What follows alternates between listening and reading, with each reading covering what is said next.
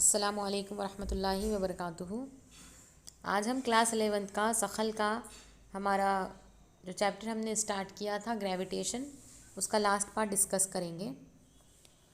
जैसा कि आप जानते हैं कि प्रीवियस वीडियोस जितने भी हमारे हो चुके हैं, जिसमें हमने ग्रेविटेशन चैप्टर जो देखा था, इसका एक मरतबा मैं आप लोगों को रिवीजन दे देती हूँ।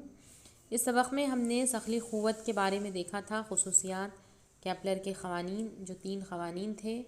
सख़ल का कायनाती क़ानून देखा था हमने, सख़ली मुस्तक़िल के बारे में देखा था। उसके बाद हमने कैपिटल जी की यूनिवर्सल ग्रेविटेशनल कांस्टेंट क्या होता है, यूनिट और उसके डायमेंशंस, उसकी वैल्यूज़ देखी थी। सख़ली इसरा देखा था हमने।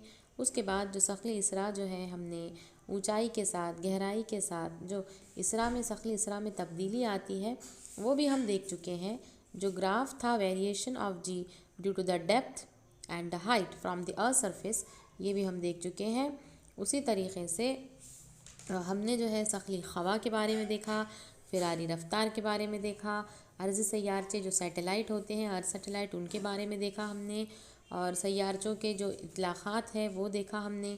उसके बाद हमने ज़मीन के गिर्द जो मदार में मसनवी सैयारचे को दागने के जो मराहिल हैं वो हमने देखे थे।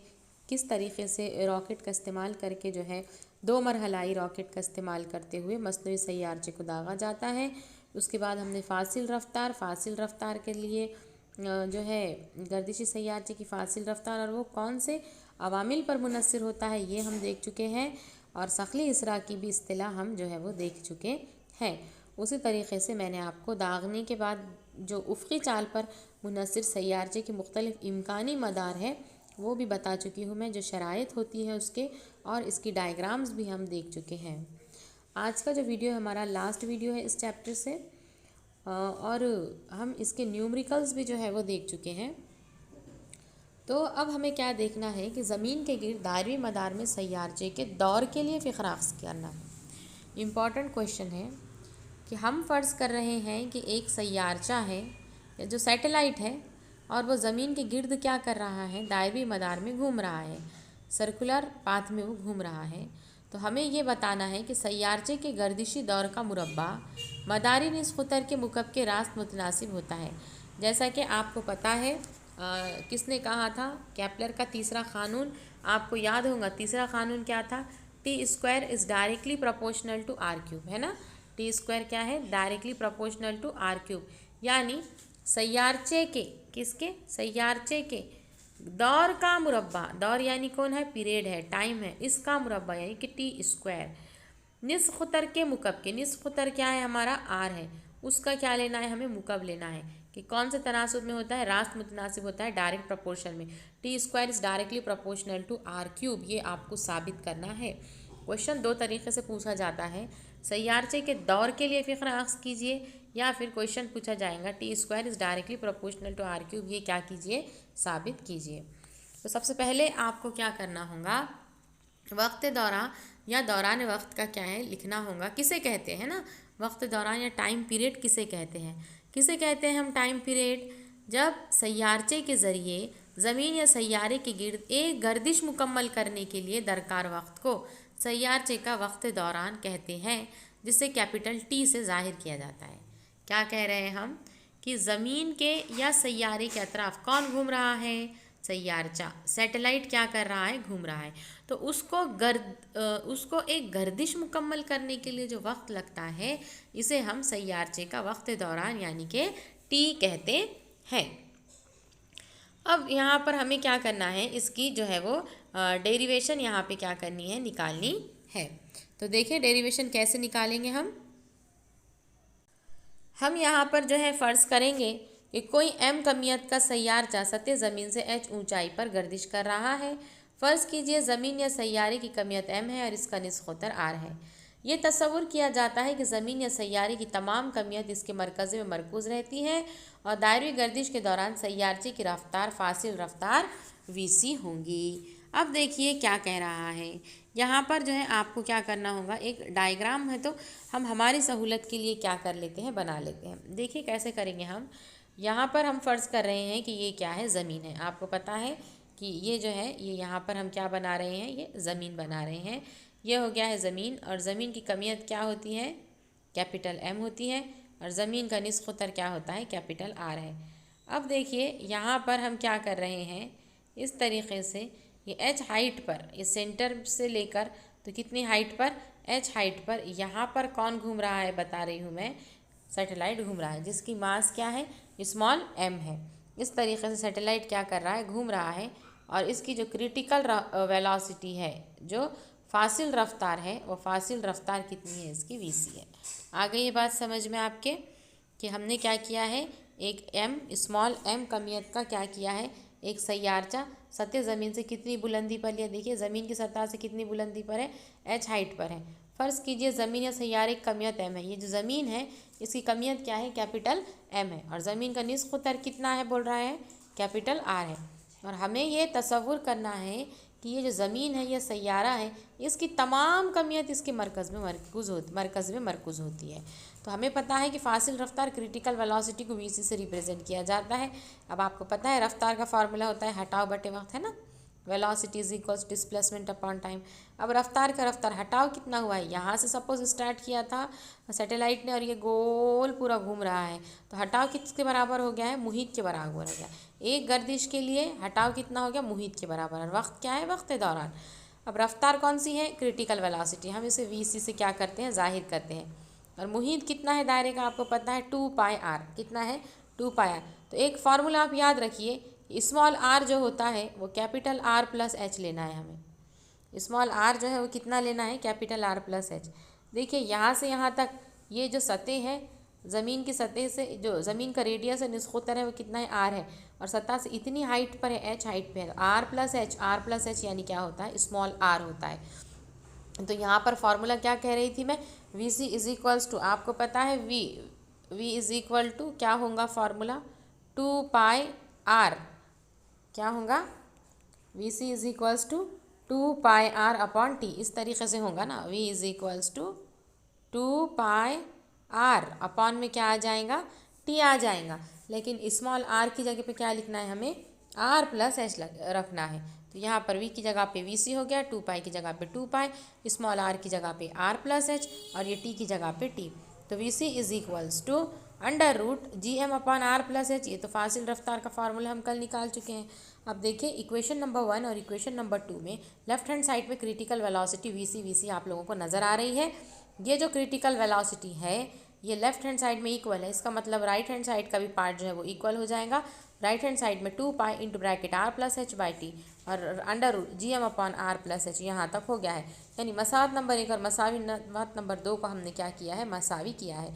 अब देखिए हमें यहाँ का क्या करना है, जज़र हटाना है। जज़र हटेगा तो क्या होगा, ये जो है पार्ट इसका क्या हो जाएगा, स्क्वायर हो जाएगा। 2 का मुरब्बा 4, पाई का पाई की दूसरी, r प्लस h का r प्लस h की दूसरी, t का t की दूसरी। यहाँ से जज़र हट जाएगा gm upon r plus h, क्योंकि हमने दोनों जानिब में क्या लिया है, मुरब्बा लिया है। अब क्या कीजिए, क्रॉस मल्टीप्लाई करेंगे हम, इसको इससे करेंगे, इसको इससे करेंगे, तो क्या हो जाएगा, देखिए ज़रब करने पर, क्रॉस मल्टीप्लाई करने पर, यहाँ से ये टी स्क्वायर, ये जो टी स्क्वायर है ये जी एम के ज़रब में चले जाएगा, टी स्क्वायर ज़रब G M is equal to यहाँ से 4π square R plus H square into R plus H हो गया ये। तो अब ये T square into G M, ये 4π स्क्वायर आर प्लस एच की दूसरी और ये आर प्लस एच यानी कि दूसरी और ये एक कितनी हो गई, तीसरी, 4π स्क्वायर आर प्लस एच की तीसरी बटे में क्या आ गया है, जी एम। तो टी स्क्वायर का हो जाएगा टी, 4 का हो जाएगा 2, पाई स्क्वायर का हो जाएगा पाई, और ये R plus H cube divided by G M जो है ये पूरा की पूरा क्या में चले जाएगा, जज़र में, क्योंकि हम क्या निकाल रहे हैं, जज़रुल मुरब्बा निकाल रहे हैं। तो टी स्क्वायर जज़रुल मुरब्बा टी, 4 का 2, पाई की दूसरी का पाई, और ये सब अंदर चला गया है R plus H cube divided by G M, या फिर टी इज़ इक्वल्स टू यहाँ पर ये हो गया है 2π under root R plus H. देखिए मैंने पहले ही कहा था आर प्लस एच यानी स्मॉल आर होता है, स्मॉल आर का क्यूब डिवाइडेड बाई क्या हो गया है, जी एम। तो ये जो है टाइम पीरियड का यहाँ पर हमने क्या निकाला है, फॉर्मूला यहाँ पे निकाला है, T is equals to 2π under root R cube upon G M. अब देखिए यहाँ पर आप देखिए कि अलग अलग फॉर्म में भी हम क्या कर सकते हैं, इसे लिख सकते हैं। अब यहाँ पे स्क्वायर अगर हम कर देंगे तो T square is equal to 4π square R plus H cube divided by G M. अब टी स्क्वायर का टी स्क्वायर 4 मुस्तकिल होता है, पाई मुस्तकिल होता है, कांस्टेंट है, 4 की वैल्यू कभी नहीं बदलेंगी, पाई की वैल्यू 3.14 कभी नहीं बदलेंगी, कैपिटल जी जो है सकली इसरा सॉरी सकल का आफाकी मुस्तकिल 6.67 × 10⁻11 न्यूटन मीटर स्क्वायर पर केजी स्क्वायर कभी नहीं बदलेगा। कैपिटल एम यानी मास ऑफ अर्थ ज़मीन की कमियत 6 × 10 की 24 होती है, वो भी नहीं बदलेंगी। यानी ये जो टर्म आप लोगों को नज़र आ रहा है, कौन सा टर्म, ये 4π² जी एम, ये जो है वो पूरा मुस्तकिल है, तो बच गया क्या फिर r+h³ बच गया है। तो यहाँ पे T square is equal to मुस्तकिल r+h³, मुस्तकिल का मुस्तकिल। अब यहाँ पर क्या हो जाएगा, ये टी स्क्वायर का टी स्क्वायर मुस्तकिल r+h³ यानी कि r, या मैंने पहले ही कहा था कि स्मॉल r कितना होता है r+h, यानी T square directly proportional to r³। यहाँ पर जो है वो प्रूव हो चुका है। तो जो हमने क्वेश्चन यहाँ पे देखा था कि टी स्क्वायर हमें प्रूव करना था r³ के डायरेक्ट रिलेशन में था, यानी कि जो वक्त दौरा का मुरब्बा निस्फ़ ख़ुतर के मुकब के रास्त मुतनासिब होता है, और ये हम यहाँ पर प्रूव कर चुके हैं। इम्पॉर्टेंट क्वेश्चन है, 4 मार्क्स के लिए आप लोगों को ये पूछा जाता है, तो देखिए इसे और याद कीजिए। इसके बाद जो हमारा लास्ट क्वेश्चन है इस चैप्टर का, वो है बंदिशी तवानाई के लिए फ़िक्रा अख्ज़ करना है। बंदिशी तवानाई यानी कि क्या होता है, बाइंडिंग एनर्जी होता है। अब देखिए, मैंने आपको प्रीवियस वीडियो में फ़रारी रफ्तार यानी कि एस्केप वेलोसिटी के बारे में बताया था। क्या था एस्केप वेलोसिटी, जिस्म की रफ्तार की वो अक़ल मक़दार थी जिससे जिस्म को जो है सतह ज़मीन से दागने पर जिस्म ज़मीन के सखली मैदान से हमेशा के लिए क्या हो जाता है, फ़रार हो जाता है। ये रफ्तार को हम फ़रारी रफ्तार कहते हैं। और जो तवानाई होती है वो तवानाई को हम बंदिशी तवानाई कहते हैं।